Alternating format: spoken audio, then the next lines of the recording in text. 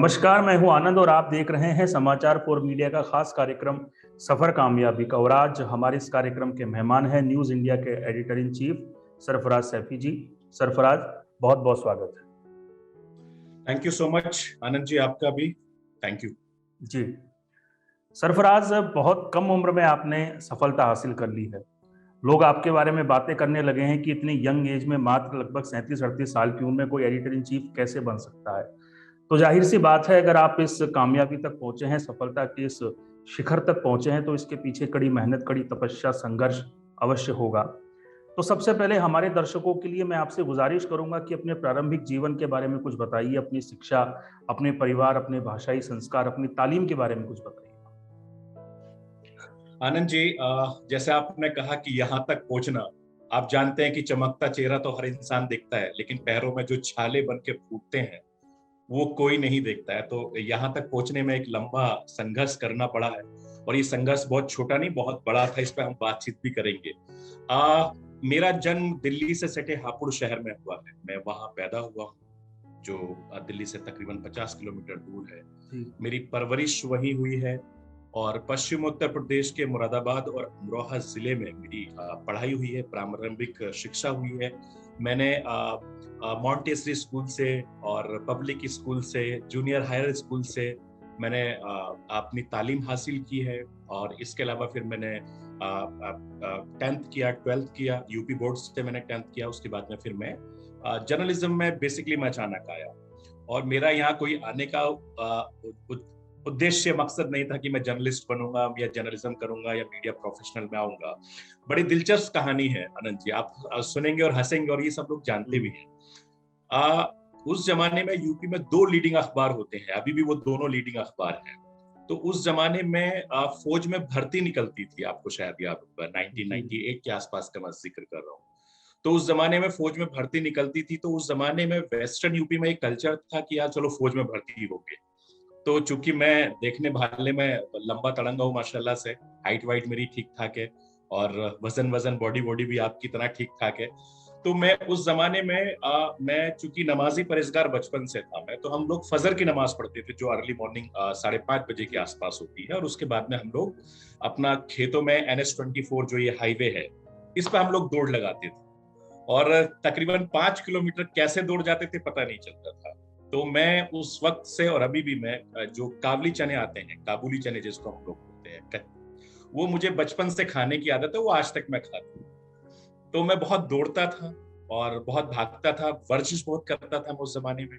क्योंकि छोटा था, हर किसी की एक उम्र होती है, तो उस तरीके से तो मेरे फौज में जाने का मेरा बड़ा क्रेज था। मैं जब भी कोई फौजी निकल के जाते थे ट्रैक पे, आप देखते हो कि बच्चे होते थे तो हाय बाय करते थे उनको, तो वो भी करते थे। तो एक जज्बा था देश के लिए कि बोला नहीं यार, ये वर्दी मैं भी पहनूंगा, मैं भी काम करूंगा। तो जहां जहां भर्ती निकलती थी मैं अपने दोस्तों के साथ चला जाता था। बट उस समय मेरी उम्र नहीं थी, तो मैं कई भर्तियों में शामिल हुआ। एक वक्त तो ऐसा हुआ कि मेरी उम्र हो गई 18 साल के आसपास मेरा, तो मैं भर्त भी चला गया, और मैंने वहां पे पहले राउंड में दौड़ भी क्लियर कर ली, और जो पुशअप थे वो सब क्लियर करा के आ गया। तो मेरी वालिदा, जो अब नहीं है, वो हमेशा चाहती थी कि मैं डॉक्टर बनूं या कुछ और बनूं, क्योंकि उनको लोग कहते थे यार फौज में जाने के बाद कई कई साल छुट्टी नहीं मिलती है, और आप जानते हैं कि हर माँ का एक लगाव होता है। तो वो बेसिकली एक चीज रही। तो एनीवे मैं वहां से वापस आ गया, और मैंने फिर अखबार जब मैं पढ़ता था तो मुझे वेडनेसडे का अखबार का इंतजार होता था, क्योंकि उसमें फिल्म की खबरें आती थी, फिल्मी न्यूज आती थी। आप जानते हैं, क्योंकि आप और हम लोग लगभग थोड़ा बहुत उम्र का फासला होगा। तो उस अखबार को जब मैं वेडनेसडे को पढ़ता था, उस लीडिंग न्यूज़पेपर में, तो उसमें फिल्म के बारे में बहुत खबर होती थी। मैंने कहा यार ये किया जा सकता है, ये बढ़िया काम है, इसमें फोटो वोटो खूब छपते हैं ऑल, चलो फौज में देखते हैं, अगर फौज में नहीं गए तो फिर यहाँ चले जाएंगे। वो चीजें बढ़ती गई, अखबार पढ़ता गया, सिलसिला बढ़ता गया, और मैं, ऐसा था कि मैं एवरीडे, मेरा काम था कि उस जमाने के दोनों लीडिंग अखबार मेरे पास आते थे, और जो मेरा वॉलेट खर्च मुझे स्कूल जाने के लिए मिलता था, तो मैं उस पैसे से अखबार खरीदता था महीने। आप सोचिए कि हम बस से पढ़ने के लिए जाते थे, तो जो बस हमारे यहाँ चलती थी, मिनी बस चलती थी, उस मिनी बस में ज्यादातर जो ड्राइवर कंडक्टर थे वो हमारे पहचान के थे, तो वो हमसे पैसे नहीं लेते थे। तो वो कहते थे कि चलो यार मिस्त्री साहब का बेटा, रहने दो, नहीं लेने पैसे, है ना। तो उसमें हम बैठ के जाते तो पैसे नहीं लेते, तो वो हमारा वॉलेट खर्च बचता था और हम जो है उससे अपना खाना हुआ, फिल्म देखनी हुई या स्कूल के बाहर में जो भी एक्टिविटीज होती थी हम वो करते थे। तो क्योंकि एक बचपन में आप जानते ही हैं कि लिमिटेड पॉकेट खर्च मिलता है, क्योंकि मैं तो मध्यम वर्गीय परिवार से बिलोंग करता हूँ और अल्हम्दुलिल्लाह कि मध्यम वर्गीय परिवार से होने के बावजूद जो चीज मेरी अब देखने वो बचपन से ही मेरे अंदर मौजूद थी। तो अखबार पढ़ते गए फिर मास कम्युनिकेशन के बारे में पता चला कि यार ये मास कम्युनिकेशन भी कुछ होता है, इससे मीडिया में भी जा सकते हैं, फिल्म स्टार भी बन सकते हैं, डायरेक्शन में भी जा सकते हैं, एक्टिंग भी कर सकते हैं, मॉडलिंग भी कर सकते हैं। तो उस जमाने में वो तमाम आते थे। उसी जमाने में आपने एक फारूक शेख साहब का बड़ा मशहूर सीरियल बिल्कुल होता था, जीना इसी का नाम है। बिल्कुल, तो मैं जी टीवी पे उसको आता था। उसको मैं हमेशा देखता था। वो बेसिकली मुझे बहुत पसंद आता था कि यार देखो कि एक आदमी जमीन से उठ के इतना बड़ा आदमी कैसे बन गया, इतना बड़ा आदमी कैसे बन गया, तो उससे एक इंस्पिरेशन मिलती थी। तो आज टीवी पे चूंकि मेरी वालिदा बहुत नमाजी परहेजगार थी, बड़ी दीनियात से जुड़ी थी, तो हमारे घर में चूंकि टीवी भी नहीं होता था, क्योंकि मेरी वालिदा नमाजी परहेजगार थी, बहुत दीनियात थी, पढ़ी लिखी थी माशाल्लाह से, तो वो चाहती थी कि भाई हमारे घर में टीवी भी ना आए, जो अमूमन होता है। जैसे आपके घर में जो बुजुर्ग होते हैं तो उनका वो नजरिया होता था, क्योंकि वो खुद सुबह फजर की नमाज से लेकर और रात की नमाज तक पढ़ती थी, वो बहुत दीनियात थी माशाल्लाह से। तो वही चीज हमें भी मिली। तो एनीवे टीवी नहीं था तो हम पड़ोस में जाके अपना टीवी देखते थे। अलिफ लैला आता था उस जमाने में, जी महाभारत आती थी, तो वीकेंड पे फिल्म आती थी। एंटीना वाला जमाना, हिलना हिलाने बिल्कुल। वाला, ये 1998 95 की मैं जिक्र कर रहा हूँ, इसी दौरान में। तो अखबार पढ़ता रहा, वो शौक लगता गया। फिर पता चला कि यार ये टीवी भी कोई फील्ड होता है, टीवी में भी काम आना कैसा है। तो वो क्यूरीज बढ़ते बढ़ते मैं दिल्ली आ गया। और दिल्ली आने के बाद में मैं अपने, मेरे रिलेटिव रहते थे उनके यहाँ मैंने रहना शुरू किया।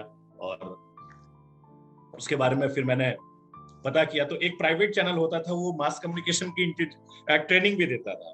तो उस जमाने में 30-35 हजार रुपए वो लेते थे यार, कि मार्क अपना एंकर बनना हो, ये एडिटिंग सीखनी हो या ये सीखनी हो, रिपोर्टिंग सीखनी हो, आप आइए। 30-35 हजार रुपए उस समय कोर्स होता था। तो मैंने घर से जिक्र किया कि मतलब यार ऐसे ऐसे वो लोग कोर्स कराते हैं, 30-35 हजार रुपए लेंगे, आप मुझे दे दो, मैं वो सीख लूंगा, रिपोर्टर बन जाऊंगा। तो उनको पता ही नहीं कि रिपोर्टर भी क्या होता है, ये भी कोई फील्ड होता है, ये भी कोई कैरियर होता है, क्योंकि आप जानते हैं कि उस जमाने में मुस्लिम्स वगैरह मीडिया में बहुत ना की बराबर बिल्कुल होती थी। बिल्कुल। एनीवे हमारे उस समय एक बड़े अजीज थे, उनके उनसे मैंने कांटेक्ट किया, उनसे मेरी बात हुई, तो उन्होंने मुझे अच्छा गाइड किया कि सरफराज तुम कहाँ तुम मॉडलिंग के चक्कर में पड़े हो, कहाँ तुम एक्टिंग सीरियल के चक्कर में पड़े हो, तुम आओ मैं तुमको ट्रेन कर दूंगा और तुम अच्छा इसमें कर सकते हो, क्योंकि तुम देखने भालने में अच्छे हो और तुम बातचीत करने में भी तुम अच्छे हो। तो मैं उनके पास गया और जाने के बाद में एज ए ट्रेनी रिपोर्टर मैंने ये काम शुरू किया। तो अब ट्रेनी रिपोर्टर जब काम शुरू किया तो समझ में नहीं आता था यार ये क्या काम है। अच्छा, उस जमाने में क्या होता था कि एक पीटीसी देखने के लिए हम सुबह की खबर करते थे तकरीबन, क्योंकि वेस्टर्न यूपी में क्राइम होता था और क्राइम में भी वैरायटियां होती थी। तो आप सोचिए कि उस वैरायटी के चक्कर में हम, मेरठ में हमारा ऑफिस था, तो मैं, सलीम साहब और हमारी जो पूरी टीम के लोग थे, अश्वनी हो गए या श्याम परमार हो गए, हम लोग उस खबर को करने के लिए कभी मुजफ्फरनगर जाते थे, कभी अलीगढ़ जाते थे, कभी मुरादाबाद जाते थे, कभी हम लोग सहारनपुर जाते थे, कभी बिजनौर जाते थे, और पूरे दिन पर खबर वो रात को आती थी तकरीबन 11 बजे वारदात में। तो उसको हम पूरे दिन उस 2.5 मिनट की स्टोरी के लिए दिन भर बैठ के देखते थे कि यार ये हमारी खबर आएगी और ये पीटीसी आएगी, और फिर फीड भेजना। उस जमाने में फीड भेजी जाती थी, टेप भेजे जाते थे, लॉगिंग की जाती थी, और स्क्रिप्ट लिखने के बाद फैक्स किया जाता था। तो बेसिकली मेरी शुरुआत वहां से हुई है, बहुत बारीकी से मैंने इस पेशे में मैं जुड़ा, क्योंकि जगह जगह हमने काम किया है, जगह जगह हम लोग गए हैं, और लॉगिंग से लेकर, टेप को लॉगिंग करने से लेकर, स्क्रिप्ट को लेकर, फैक्स करने से लेकर, यहाँ से मेरी शुरुआत हुई। और फिर मैं उस काम को एंजॉय करने लगा, काम सीखने लगा, एक पहचान बनने लगी, बोला नहीं यार करना चाहिए। तो धीरे धीरे मैं इसमें बढ़ता गया। फिर जर्नलिज्म में बीजीएमसी किया मैंने, जी फिर मैंने bachelor in journalism mass communication किया, उसके बाद फिर मैंने मास्टर इन जर्नलिज्म किया, अलीगढ़ मुस्लिम यूनिवर्सिटी से मैंने पीजी किया, पोस्ट ग्रेजुएशन जर्नलिज्म में किया, फिर मैंने बाद में वकालत की। यानी आप ये लगा लीजिए कि इस फील्ड में, मैंने कहा कि जब इस फील्ड में आ ही गए तो अब इसकी पढ़ाई करना भी जरूरी है। इसके बारे में भी जानना जरूरी है। अच्छा, उस जमाने में क्या होता था, अभी तो बीट की खैर इतनी अहमियत नहीं दी जाती जैसे उस जमाने में दी जाती थी, कि साहब ये क्राइम की बीट है, ये जर्नल बीट है, ये एंटरटेनमेंट की बीट है, ये स्पोर्ट्स की बीट है, ये बिजनेस की बीट है। तो मुझे क्राइम बहुत पसंद आता था, क्योंकि मैंने क्राइम किया वेस्टर्न यूपी में, इतनी क्राइम की खबरें कवर की, तो मुझे उसमें एक क्या कहते हैं मजा आने लगा। तो उसके चक्कर में इतना मजा आने लगा कि पुलिस वालों से रिलेशन बनने लगे, अधिकारियों से रिलेशन बनने लगे, तो वो चीजें धीरे धीरे डेवलप होती गई, एक पहचान बनती गई, तो हमें भी मजा आने लगा। तो उसके बाद से फिर ये काम शुरू हुआ। वेस्टर्न यूपी के शायद ही कोई ऐसा जिला होगा जहां मैंने काम न किया, जहां मेरा नेटवर्क ना हो। और आप सोचिए कि 20 साल पहले भी यही नंबर था जो मेरे पास अभी है, और यही नंबर अभी भी मेरे पास है, क्योंकि इसलिए रिपोर्टर का सोर्स सबसे बड़ी चीज होता है। तो मैंने बहुत बहुत लंबे वक्त तक क्राइम रिपोर्टिंग की, क्राइम शोज किए, और क्राइम की खबरों में जीने लगे। फिर उसके बाद में जब एक चीज में आपकी बीट बन गई, आपको एक चीज में पहचान मिल गई, फिर धीरे धीरे हमने उसमें दूसरे काम करने शुरू करे। तो इस तरीके से मेरी शुरुआत हुई आनंद भाई, और उसको मैं शौकिया तौर पर कह सकते हैं, उसको मैंने शौकिया तौर पर आया था, लेकिन ये शौकिया मेरा प्रोफेशनल बन गया, और फिर जीते उठते बैठते खाते पीते आप जैसे तमाम साथियों से चीजें होती गई, और देखते देखते ये लंबा सफर कब हो गया मुझे पता ही नहीं चला। जी सरफराज, अगर आपकी यात्रा को देखें तो आपने न सिर्फ मेन स्ट्रीम मीडिया में काम किया, बल्कि आपने कॉरपोरेट्स के साथ भी काम किया है। तो मैं हमारे दर्शकों के लिए आपसे गुजारिश करूंगा कि आप अपने उन अनुभवों के बारे में बताएं। आनंद जी, जैसे मैंने कहा कि मैं कोई भी चीज पे मैं नहीं रह पाता। मतलब मान लीजिए कि मैं कोई काम अभी कर रहा हूं, तो मुझे लगेगा अब मैं क्या करूं, अब मैं क्या करूं, क्योंकि मेरी एक आदत है बचपन से कि मुझे कोई भी काम जब तक सेटिस्फेक्शन नहीं मिलता, जब तक मैं नहीं करता। आज भी मेरे अंदर ये आदत है, अभी तो बीच में छूट गई थी। ये आदत थी कि अगर मान लीजिए कि मैं अगर एक खबर पे जा रहा हूँ, तो मेरे खबर के लिए मेरे जितनी मेरी हैसियत है, उतनी मेरे ड्राइवर साहब की, उतने मेरे कैमरामैन की, उतने ही मेरे गार्ड, मतलब जो भी मेरे साथ है उसका मैं 100% उनको क्रेडिट देता हूँ। आप सोचेंगे आनंद जी कि मैं अपने ड्राइवर के साथ, अपने कैमरा पर्सन के साथ, और जो भी मेरे होते हैं मैं उनके साथ बैठ के आज भी खाना खाता हूँ, मैं अपने गार्ड्स के साथ आज भी बैठ के खाना खाता हूँ, और मुझे मजा आता है। मुझे इतना मजा आता है कि आप सोच नहीं सकते। मैं कहीं भी होता हूँ, तो उस जमाने में भी मेरे जो कैमरामैन होते थे वो मेरे साथ जाने से लड़ते थे, बोले नहीं नहीं मुझे सरफराज के साथ जाना है, क्योंकि इसके साथ मजा आएगा।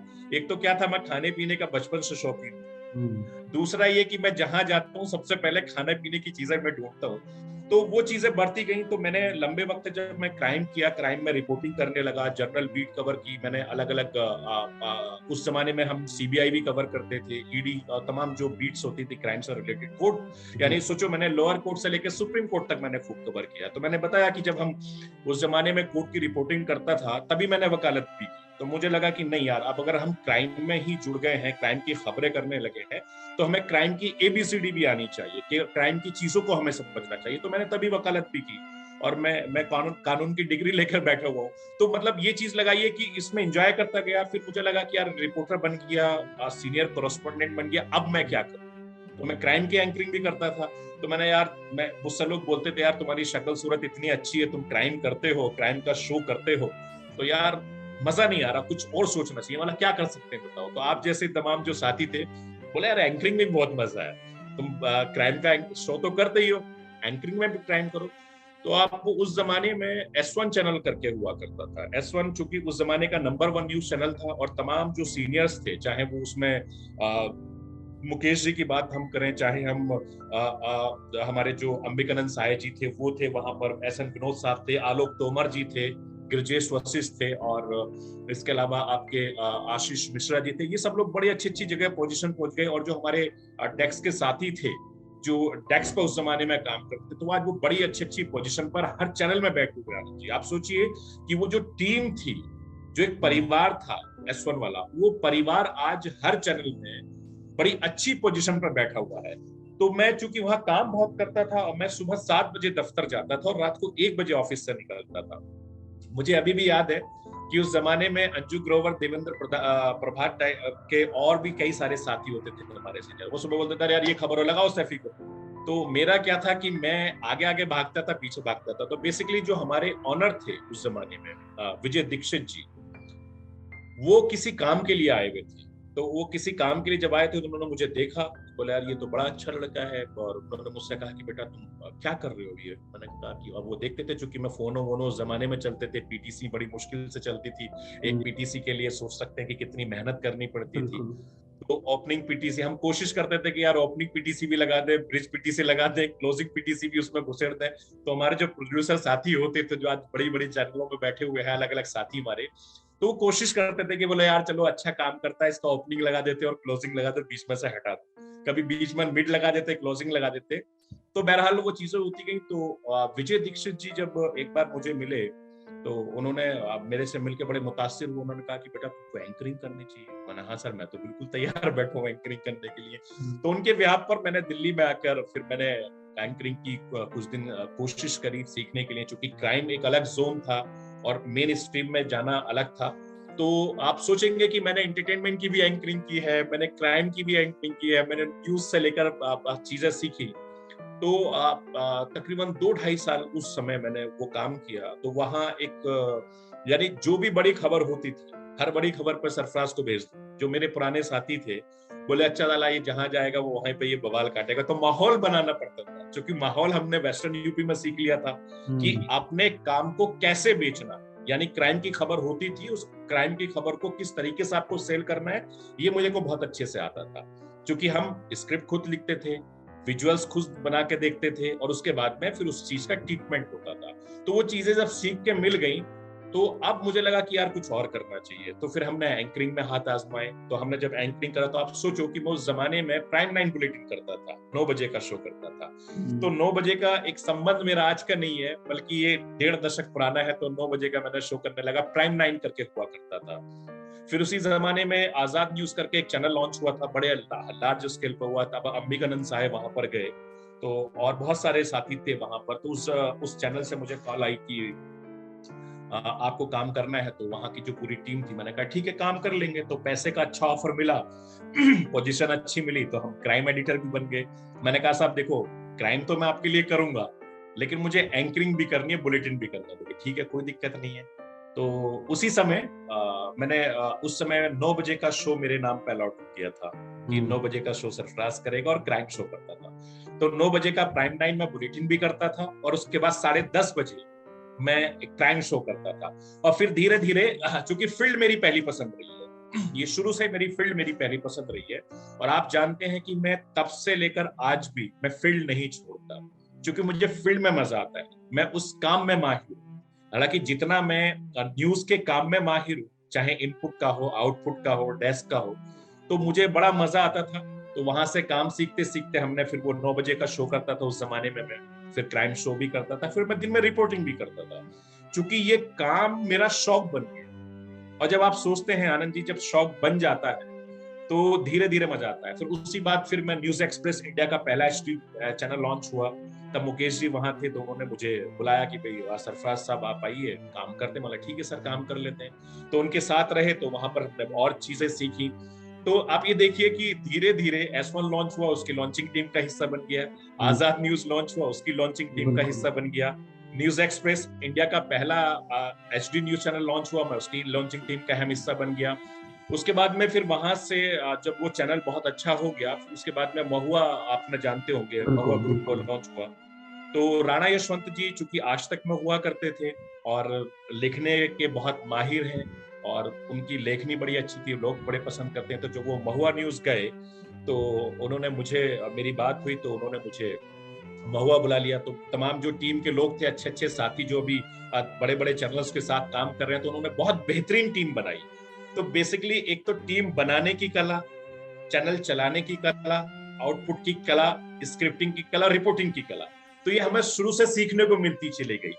तो फिर जब मैं महुआ ग्रुप में गया, तो मैं शिफ्ट संभालता था। शिफ्ट में फिर वहां भी मैं बुलेटिन करता था।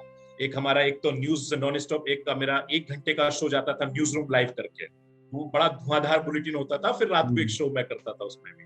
तो वो भी बड़ा, हम लोगों ने बड़ी मेहनत की। यानी जितने भी मैं चैनल्स में था, वहां हमेशा एक तो मैं की पोजीशन पर रहा अच्छे से, क्योंकि मैं मेहनती था, काम करता था। और आप जानते हैं कि हम वेस्टर्न यूपी के लोग हैं, मेहनत कश लोग हैं, मेहनत के अलावा हमें कुछ आता नहीं। अच्छा, उस समय भी मेरी एक अच्छी आदत थी कि मेरे जितने बॉसेस थे, अल्हम्दुलिल्लाह मैं इस बात का बहुत शुक्रगुजार हूँ कि मेरे बॉसेस मुझे बहुत अच्छे मिले हैं, या यूं कह लीजिए कि मैंने सिर्फ अपने चैनल के लिए काम किया है, अपने चैनल के लिए सोचा है। मैं कुछ भी करता था, मैं लीक से हलट हट के करने की कोशिश करता, सिर्फ यही वजह है कि मैं अपने बॉसेस के करीब होता चला गया, और जितने मेरे बॉसेस रहे हैं मैंने सिर्फ उनका दिल काम से जीता है। तो वहां महुआ को हमने जब लॉन्च किया अच्छे करके, जब हमने टीआरपी में भी चले गए, बहुत अच्छा रिस्पॉन्स मिला, बड़ा नाम हुआ जैसा अभी हो रहा है, तो उसी समय उनका कुछ पर्सनली दिक्कत होने लगी पारिवारिक में, तो जिसके चलते वहां से हमें मुझे इनफैक्ट छोड़ना पड़ा, और मेरे साथी और भी लोग थे, छोड़ना इसलिए पड़ा क्योंकि मैं उस समय कॉर्पोरेट के बारे में सोचने लगा था कि मुझे अब कॉर्पोरेट में काम करना है, तो इसलिए मैंने छोड़ा। उस क्या हुआ कि मैंने कहा यार अब एंकर बन गए, रिपोर्टर बन गए, प्रोड्यूसर बन गए, सीनियर प्रोड्यूसर बन गए, ईपी वीपी सब बन गया, बचना का क्या है। तो बोले यार एग्जीक्यूटिव एडिटर बन के देख लो, इसमें भी कुछ मजा आता होगा। तो मुझे किसी ने सलाह दिया कि यार एग्जीक्यूटिव एडिटर भी है, इसमें बड़ा मजा आता होगा। चलो यार वो भी बनकर देखो। तो मतलब intern, trainee, reporter, correspondent, assistant producer, producer, senior producer, EP, executive editor, मैंने अब क्या किया जाए। तो मेरे एक बहुत अजीज दोस्त हैं, बड़े भाई की तरह है मेरे, वाहिद भाई, तो मैं उनसे, हम लोग लगातार बात कर रहे थे, तो हमने क्या काम किया कि यार कॉर्पोरेट में कुछ काम किया जाए, और कॉर्पोरेट में बड़ा मजा है, लिंक भी बड़े अच्छे बने। तो हमने उस जमाने में जय महाराष्ट्र करके एक चैनल लॉन्च किया था। वो उसके एडिटोरियल डायरेक्टर होते थे, और मैं उस ग्रुप का वाइस प्रेसिडेंट। अब मेरी उम्र 28 साल थी, यानी 28 साल की उम्र में मैं आपने जो इंडस्ट्री के जो बाकी काम होते हैं वो करके हट चुका था। तो 28 साल की उम्र में वाइस प्रेसिडेंट बन गया। और आनंद जी आप यकीन करना, पूरी इंडस्ट्री जानती है और इंडस्ट्री के तमाम लोग जानते हैं कि उस जमाने में जो चैनल हमने लॉन्च किया था मुंबई में वो चैनल आज भी चल रहा है, मुंबई का नंबर 1 चैनल रहा है। उस चैनल में जो लॉन्चिंग हमने की, जो ब्रांडिंग हमने की, जो हमने पूरा उसका स्ट्रक्चर क्रिएट किया, अभी तक टेलीविजन के इतिहास में ना उस चैनल जैसी ब्रांडिंग हुई है जय महाराष्ट्र जैसी, ना उस चैनल जैसा कोई काम कर पाया कोई, ना उस चैनल जैसी अभी तक कोई अपनी लॉन्चिंग कर पाया। तो वो एक बहुत बड़े लेवल पे वो काम करता रहा। तो मैं, चूंकि मेरे लिए मुंबई एक अलग शहर था, मुंबई में काम करना, तो जो मेरे भाई थे वो बहुत, हम लोग भले ही एक माँ की पेट से पैदा नहीं हुए, लेकिन वाहिद भाई का और मेरा रिश्ता एक सगे बड़े भाई से आज भी, और ऐसे बहुत सारे लोगों से मेरा रिश्ता है। क्योंकि एक तो मैं खाने पीने का बड़ा शौकीन हूँ, खास तौर से खाने का, पीने का तो मैं सिर्फ कोल्ड ड्रिंक पीता हूँ। तो वो सारी चीजें बनती चली गई, और ऐसे तमाम जो लोगों से मेरी दोस्ती होती गई, वो बिकॉज ऑफ खाने की वजह से। तो वहां से जब चीजें होती गई, हमने बहुत अच्छे स्केल पर उस चैनल को चलाया, बहुत अच्छे स्केल पर वो चैनल चला। और चूंकि सुधाकर शेट्टी जी का अपना नाम है मुंबई में, और वो काम बड़े लेवल पे हमने किया। उसके बाद में वहां से जब भास्कर न्यूज करके एक चैनल प्रोजेक्ट आया, उसमें मुझे as a vice president offer मिला। तो मैंने कहा कि ठीक है साहब, काम तो करूंगा। और मुझे चूंकि मुंबई से दिल्ली में काम करना था, मेरे लिए मराठी बेल्ट में, मराठी चैनल में काम करना बड़ा टफ था कि यार मराठी चैनल है और मैं हिंदी बेल्ट का आदमी हूँ, टीवी पर नहीं दिख रहा हूँ। तो कई लोगों ने मशवरा किया, मैंने कहा यार अब मेरे को मीडिया में काम नहीं करना है, और मैं अब जो है कॉर्पोरेट में ही रहूंगा। हालांकि उस जमाने में मुझे 2-3 अच्छे हाउस से ऑफर आने लगे कि यार ठीक है तुम हमारे साथ काम करो, और हम ये काम करते हैं। फिर मैंने बिजनेस की तरफ भी मैंने रुख करने की कोशिश करी, कि मैंने कहा नहीं यार अब बहुत हो गया मीडिया, अब मैं जर्नलिज्म से टाटा बाय बाय बोलूंगा, क्योंकि ये मेरा शौक रहेगा। क्योंकि इस पेशे ने मुझे पहचान दी, इस पेशे ने मुझे इज्जत दी, इस पेशे की वजह से मैं आज लोग मुझे जानते हैं। तो मैं इस पेशे की बहुत इज्जत करता हूँ, और इस पेशे से मेरी बहुत सारी दोस्ती, बहुत सारे रिलेशन बने हैं। जैसे आप भी कह रहे थे कि मेरा जो नेटवर्क और कनेक्टिविटी है वो बहुत स्ट्रॉन्ग है। मतलब एक तो होता है कि नेटवर्क होना, और एक होता है नेटवर्क के साथ कनेक्टिविटी होना। तो वो मेरे साथ बहुत मजबूत है। संबंध बनाना आसान है, लेकिन उन संबंधों को निभाना बहुत मुश्किल है। और मेरे साथ जो लोग जुड़े हुए हैं, आप जानते हैं कि कोई भी मेरे साथ नया नहीं, सब पुराने लोग। उनको मालूम है कि इसके रिलेशन जो है ये बनाएगा तो ये मर जाएगा, मिट जाएगा, लेकिन अपने रिश्ते खराब नहीं करेगा। तो जितने भी मैंने मालिकों के साथ काम किए हैं, आज भी सबके साथ मेरे मालिकों के वैसे रिश्ते हैं। सबका मैं बेटा बना हुआ हूँ, सबका मैं भाई बना हुआ हूँ, सबका मैं दोस्त बना हुआ हूँ। और हमेशा अगर आधी रात भी पहले शख्स से लेकर आज भी शख्स अगर कोई मुझे याद करता है, तो मैं हमेशा उसके लिए खड़ा हो जाता हूँ। क्योंकि मेरा अपना मानना है कि इंसानियत भी है। तो हमने भास्कर को भी बहुत लार्ज स्केल पे प्लान किया, क्योंकि मैं वहां भी वाइस प्रेसिडेंट बनकर आया। तो तमाम इंडस्ट्री के बड़े लोग उस समय हमने लिए थे, 2013 के आसपास की बात है। तो बहुत लार्ज स्केल पे मैंने उसको भी प्लान किया, लॉन्च किया। तो मुझे लगता है कि जो चीज मैं कर सकता हूँ, जब इतने सारे चैनलों को मैंने लॉन्च कर दिया और मैं इस प्रोफेशनल में हूँ, तो क्यों ना इस प्रोफेशनल को एंजॉय करूं, क्योंकि मुझे मजा आता है, मुझे काम करने में मजा आता है। तो इसीलिए धीरे धीरे धीरे धीरे इंटर्न से vice president, then vice president, then vice president, यानी मैं 30 साल की उम्र में ये कई चीजें करके मैं साइड हो चुका था। और फिर उसके बाद लगा कि यार अब मेरे को अब कुछ और करना चाहिए। तो आपको याद होगा कि अमिताभ बच्चन की तरह एबीसीएल हमने भी अपनी तैयारी की थी, मैंने भी अपना एक प्रोडक्शन हाउस तैयार किया और बहुत अच्छे पैसे लगाकर बहुत चीजें मैंने की और उसमें बड़ा अच्छा हमने वर्क भी किया। तो उसी दौरान मुझे एक अलग चैनल से भी ऑफर आया, तो मैंने कहा कि नहीं यार, अब नौकरी करने का मूड नहीं है, मैं अब कॉर्पोरेट में ही रहूंगा, मैं कॉर्पोरेट नहीं छोड़ सकता। तो बोले यार हमारे यहाँ मुझे 2-3 अलग अलग चैनल्स ऑफर आने लगे, यार तुम एंकर बहुत अच्छे हो, तुम्हारे कनेक्टिविटी बहुत अच्छी है, तुम हमारे साथ जुड़ जाओ, जो कहोगे हम देंगे। मैंने कहा यार मेरा मन नहीं है और मैं अब एंकरिंग भी नहीं करूंगा और मैं चीजें भी नहीं करूंगा। तो एनीवे मुझे कॉर्पोरेट में मजा आता गया, क्योंकि कॉर्पोरेट में मान सम्मान, लोग अलग है, सोच अलग है, दिमाग अलग है, वहाँ छोटी छोटी चीजों में कोई आदमी उलझता नहीं है, आप जानते हैं इस बात को कॉर्पोरेट लाइफ में। और वहाँ की जो दुनिया है बिल्कुल इस जर्नलिज्म की दुनिया से बिल्कुल अलग दुनिया है। ना वहाँ ग्रुपिज्म होता है, ना वहाँ कोई किसी की टांग खींचता है, ना वहाँ कोई किसी से जलता है, चिढ़ता है। तो मुझे लगा कि यार अब लाइफ को इसी तरीके से सुकून से जीनी चाहिए, बहुत काम कर लिया, बहुत हो गया और अपनी दुनिया बहुत बढ़िया चल रही है। तो उसी दौरान मुझे जी ग्रुप से मेरी बात हुई। जी ग्रुप में मैंने ज्वाइन किया, मेरी बातचीत हुई, तो मैंने कहा ठीक है, मुझे पता चला उनके पास एक अच्छे एंकर की जरूरत है। तो हमने बातचीत की और एक तरीके से आप देखा जाए, पुरुषोत्तम वैष्णव साहब वो बीमार हैं, अल्लाह उनको अच्छी सेहत दे, बहुत अच्छे इंसान है, नेक दिल इंसान है। और उन्होंने मुझे ब्रेक दिया और कहा कि नहीं सरफराज तुम आओ। और हमारे शमशेर सिंह साहब, टाइगर जिनको मैं बोलता हूँ, टाइगर बॉस, वाकई में वो बहुत जिंदा दिल इंसान है।